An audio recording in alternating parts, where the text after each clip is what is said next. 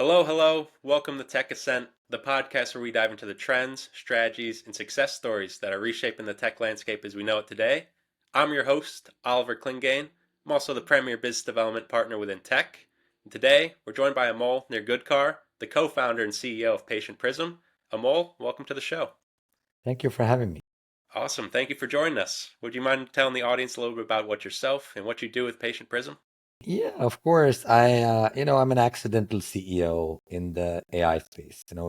10 years ago, uh, I was starting a company at a marketing company that was driving a lot of patient leads into dental offices. And during that process, I realized that no matter how good marketing was, if those leads were not converted into appointments, uh, the marketing went to waste. And, there was a lot of uh, times, almost 50% of time, the patients were not scheduling.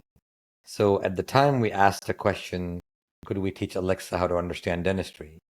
And could we understand why patients don't book an appointment? So Patient Prism was born 10 years ago, thinking that AI would be a good use case to understand why patients don't move forward.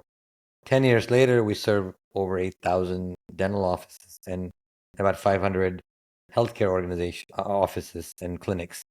And we look at AI from the construct of, are the right patients coming in the door through marketing?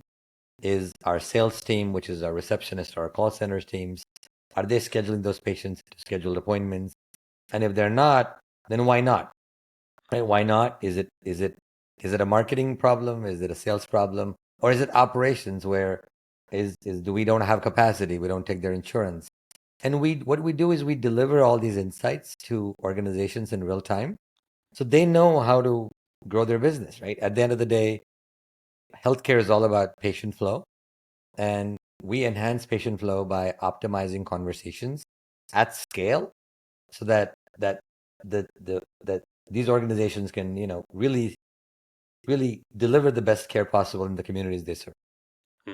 Amazing background. And it sounds like what you guys do with Patient Prism, it's evolved a lot from when you started on day one. Being a co founder, trying to get a company off the ground, adaptation is so important. Kind of the evolution of the company, making sure you don't get left behind. In that sense, what's some of the biggest lessons you've learned, and how did you figure that out so quickly? Well, no, we figured it out by making a whole bunch of mistakes. We made tons of mistakes. We built version one, which was the wrong one. We built version two, which was the wrong one. We rebuilt everything all over again, version three, which is what we're on today. So you don't know, right? You don't know what you're trying to build, especially in AI, right? We had nobody else to emulate when we started. We were one of the first ones, right? So who do you ask for help? There's nobody to help you. So you just figure out, okay, well, I think this is a good idea. Let's build this. Then you realize, like, well, that doesn't work. Well, let's build this thing. And then eventually what happened was we completely flipped the script and we said, maybe we shouldn't figure out what's important. We should ask our biggest clients what's important to them. And we should build AI that's important to them. And that's when the progress, that's when we really built a good product, is by iterating, first making a whole bunch of mistakes for 5, 6 years and then figuring out, okay, well, if we ask our clients every week, every 2 weeks, what problems, what they would want us to solve, and then building AI and all the features that help them solve those things, that's how you eventually get to not a perfect product, but a product that continuously evolves with the needs and the pain points of your customers. Hmm. And it's a great strategy, and it sounds like growth has been kind of at the forefront, that adaptation. Now you pioneered kind of the AI space. We'll use pioneer lightly. You've been in it for a lot longer than a lot of AI companies now that are entering the Right. space. Correct, correct. So And so that's it. I mean, we've just made more mistakes. yeah, you've got that kind of experience under your belt.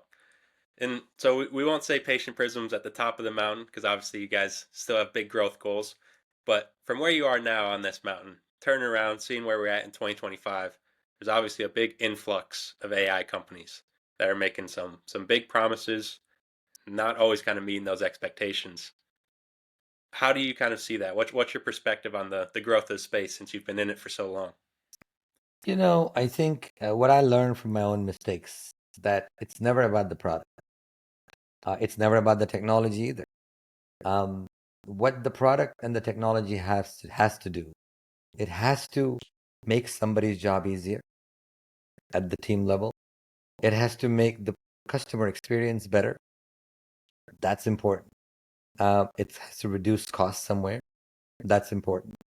It has to help organizations and mid-level managers make better decisions. That's important. And so what I feel in this, we are in the AI gold rush, for lack of a better word, and the foundation models offered by OpenAI, Anthropic, these are foundation models, right? ChatGPT is a foundation model. They have through API access, and now we call them wrappers, right? You can basically start an AI company, feed the prompt. As long as you know what to prompt, you're going to get the answers. And there's a lot of companies that I call them feature companies, right? There's a feature that sounds cool that is gonna, oh my God, it gives me call summaries, for example. Okay, well that's great. Well, okay, well, what do I do with that? So it's really important to distinguish between a feature company and a product company. And so a product company actually evolves with the needs of their customers. A product company actually solves the pain points of their clients in an iterative way, continuous way. Right? A feature is a feature, right? You at one point, remember on the iPhone, you had you could get a flashlight app, and then one day Apple just included the flashlight in their thing, and then the feature is gone. It's the same concept. If you just a lot of folks right now are like, oh my God, I could build an AI company in my garage. All I have to do is plug the pipes. I gotta plug the OpenAI pipe, the Anthropic pipe, the Mistral pipe, Google Gemini pipe. I plug it in. I call myself an AI company, but all I am is just a fancy feature that solves one little use case that really doesn't, and that also I don't have any idea of how else to do it. So I'm selling a feature, and that's the key of how AI will eventually. And I think most companies that are out there that are coming out with all these things will eventually kind of whittle down because they'll be disrupted by companies that are actually moving the needle for these organizations. And that's why Patient Prism has been successful, is we really focus on business growth. We focus on patient experience. We focus on better decision making. We focus on reduced customer acquisition costs. We focus on sales enablement. We focus on capacity optimization. None of that stuff, I use the word AI in it. Mm-hmm. I'm only using AI where it makes a difference to solve the problems I just talked about. Mm-hmm. And that's the key. Mm-hmm. Yeah, you're discussing the outcomes, and AI just happens to be a byproduct to get to those outcomes. It's not the bread and butter of the conversation. It's not. AI is it's just a tool. Mm-hmm. It's just another tool. Sometimes AI is not the tool. Sometimes it's just automation. That's not AI. People think everything is AI. It's not. Everything is not AI. So you just need to automate things, and that software automation is not AI, right? Mm-hmm. A regression analysis is not AI. Statistics is not AI. So there's a lot of misnomers out there, but again, any time an industry like this comes about, tons of people come in, and there's tons of noise out there saying, "Hey, we're an AI company. We're gonna help you solve ABC." Mm-hmm. Mm-hmm. And prior to the kind of this AI boom, Amol, you've been in the tech space for a while, getting this company off the ground. You said you're now working with over 8,000 dentistry offices. How do you kind of break through the noise? What was some of the challenges and things you had to learn along the way to kind of build such a successful tech company? Well, I mean, it's trial and error. You just don't make big mistakes, and you don't run out of money. Mm-hmm. Those are the two things. You make small mistakes because everybody does. Big mistakes cost you a company, right? Big mistakes, you will run out of money. And I've known tons of companies that came in, uh, made big mistakes and ran out of money before they were profitable. So what you have to figure out is how do you make small mistakes and learn from them, hopefully not make them again. Mm-hmm. Sometimes you make them two times and hopefully not make them the third time around. And so that's one aspect of product roadmap development of you make mistakes in marketing, you figure out what the right way to market is. what I realized, especially in our space, which is mainly enterprise DSO space, MSO spaces, uh, it really is about the relationship. You know, you've got to build good relationships with people in the corporate space and on a manager level, managers, vice presidents, C-suite, and really try to understand what are they trying to solve. And you build a relationship with them, and that beats any advertising, any kind of marketing. It's a relationship based sale. And so if you build a relationship, if you obviously you have to have a good product, but having a good product is not good enough. Somebody has to give you a shot. Somebody has to say, you know what, I trust. Somebody has to say they trust me before they trust my product. Eventually, the product has to do well. And so those are the two things. Is like you make small mistakes, you build really incredible relationships, you show up everywhere, you shake hands, and you go to events, conferences, try to get to talk to as many people as possible, uh, whether it's vendors, whether it's investor community, private equity groups, whether it's C-suite, VPs, managers, directors. You talk to everybody and build good relationships because you never know. One conversation could you lead you in the right direction, and that would be your path into that company. How do you feel about the saying, your network is your net worth? Yeah, it is. It is absolutely true. It is your network. Networking is super important. Um, and in my view, networking in person is way more important today than networking on Zoom. I think there is uh, there is magic about looking at people in the eye, looking at people in the eye, or breaking bread with them. There's magic in that, and and and that makes a big difference, right? Whether people trust you or not, you can literally somebody can tell you if they can trust you or not when they sit down with you and saying, "Man, this guy knows his stuff. He's been through a lot. He's solved many problems. Uh, I don't think he would let me, he's gonna have my back." And and that network is it comes in handy, right? Because you you can never ever um replicate, fast forward a relationship. And so it's good to invest in those things early on and continue doing it forever. 110%. And earlier, Mole, you mentioned kind of the value of making small mistakes throughout your business journey. What falls into the bucket of big mistakes? Um, you hire a lot of people uh, without having a plan of action because that's what you think needs to be done. You try to emulate all these big companies. Like, oh my God, they have 100 salespeople. I should have at least 20. Um, and the other mistake is that I made, which early on, is you you should seek help earlier than when you think you need. Um, and you should seek help from people who have paved the way, who have made mistakes, and try to get that. And so I was reluctant to engage with help early on. Uh, Now I seek help from everybody. But that's important, right? You try to see people who can help you with that. But yeah, you hire too many people. You I mean, labor is the biggest cost, right? And they don't get you the growth that you need, or you spend way too much money on marketing and sales when you haven't figured out product market fit yet. Um, and some of the mistakes I made was, sales organization. It was like, man, we all these people in sales and they're not selling. But I really didn't know how to manage them, how to create processes around them. I didn't know that. And so I wasted a lot of money doing that. Um, I didn't know what marketing was meant. I didn't know what top of funnel, middle funnel, bottom funnel marketing was. So that I had to teach myself what that means. Um, so just a lot, right? Just a lot. That's kind of you make mistakes in operations, reporting. When you're learning, right? I kind of learned on the job on how to do this. Nobody really knows, and I try every day not to make the same mistake again. That's the best way to live. Make it once, learn from it, and keep moving on. Correct, correct. And with that, you mentioned kind of building a sales organization.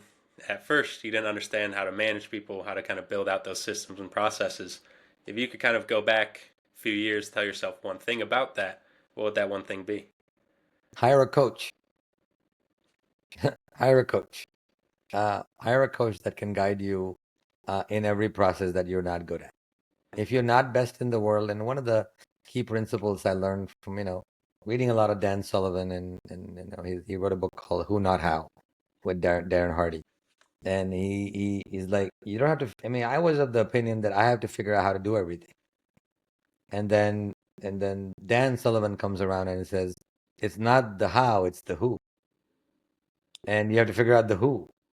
And in my world, I wish I had engaged with coaches early. In like, okay, well, I don't know how to run a sales organization. Let me hire a coach that has helped build sales organizations before, and the metrics and the technology associated with that.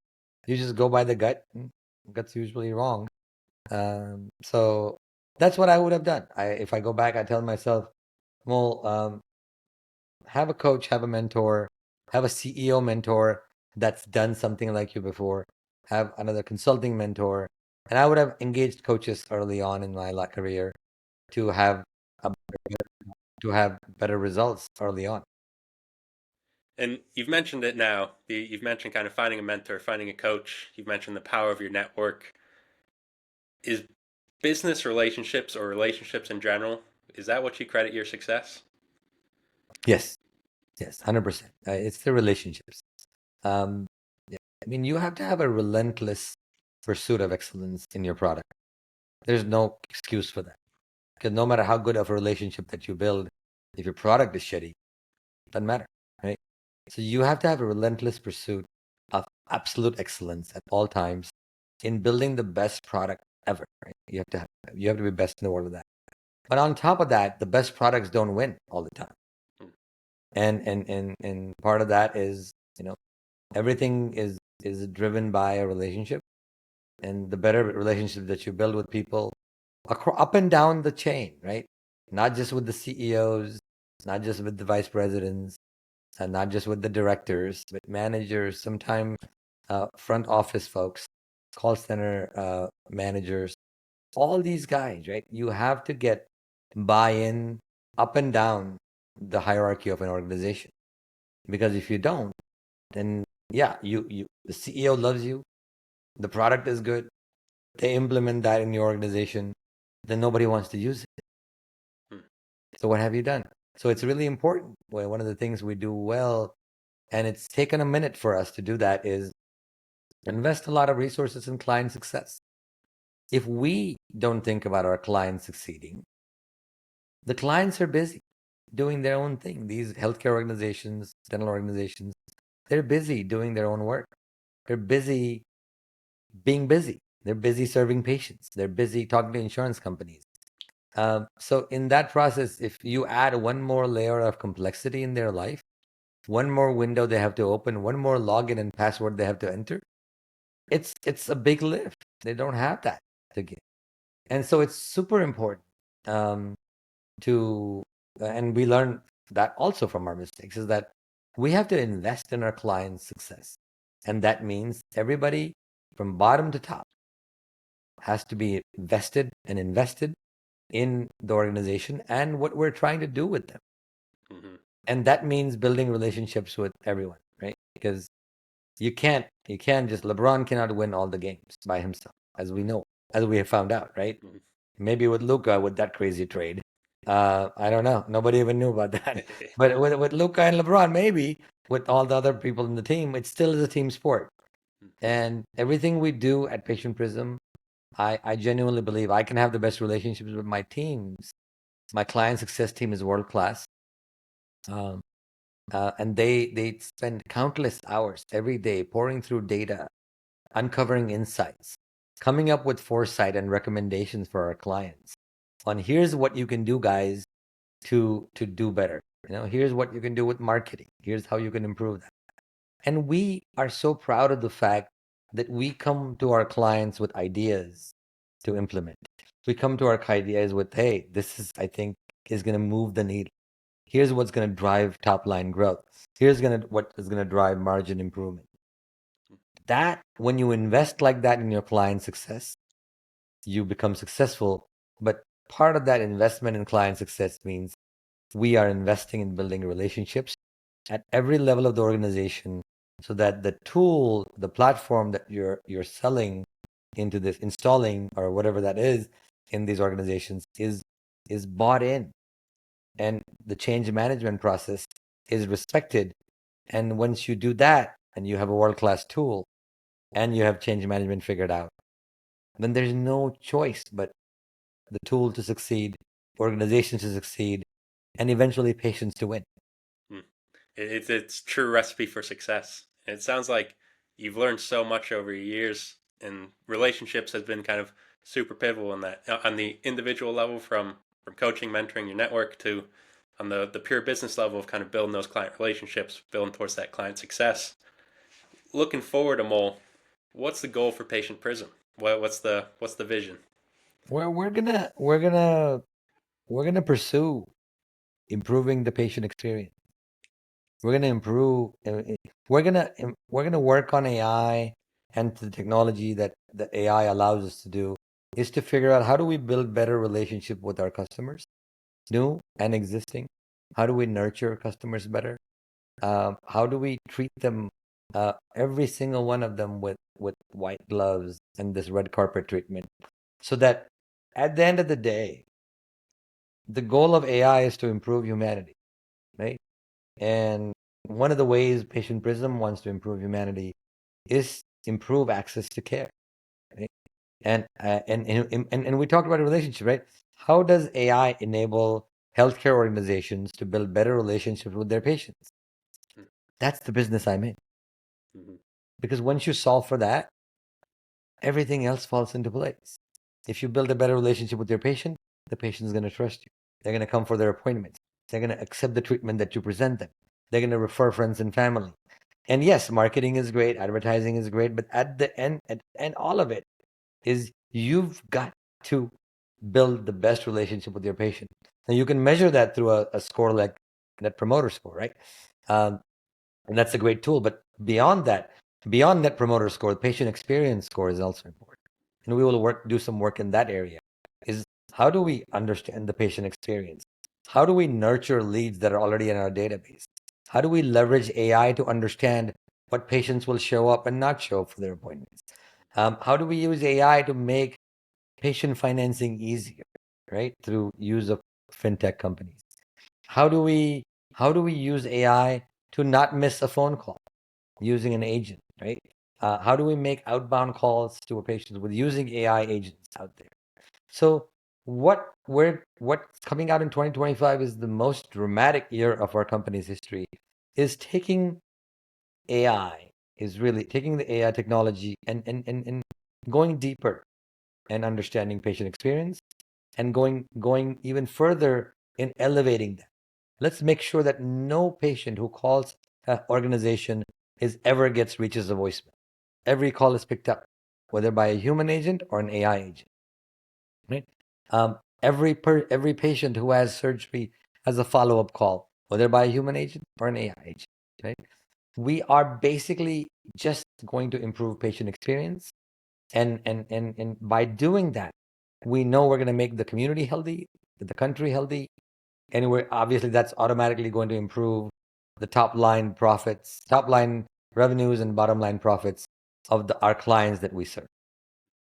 It's a great vision and it's a great mission, Amol. I think based on what you've said throughout this call, it's been a masterclass on relationships, business growth, just the overall concepts of growing a company. I can't thank you enough for coming on. You've dropped some true gems. I appreciate, man. I love sharing the story. It gives me a lot of joy to just talk about this, because at the end of the day, we're all here to make sure that we're doing the right thing. We're helping society become better.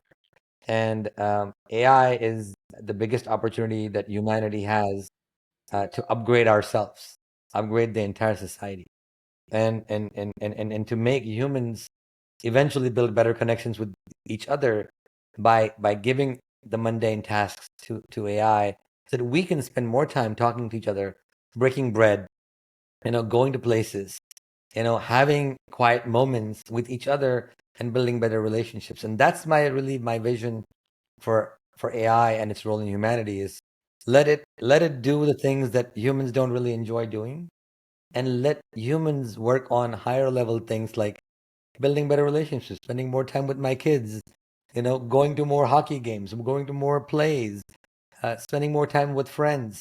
And that is, I think, in my view, the contribution of AI, that AI will contribute for our society. And I can 100% see it. And it's definitely there. A lot of people are worried it's there to replace humans. It's there to elevate humans, in my opinion. I think we just need 100%. to, we need everybody to have that mindset of that's how we want to use it. Oliver, it's been a pleasure. Thank you. It's been a pleasure, Amol. Thank you for coming on.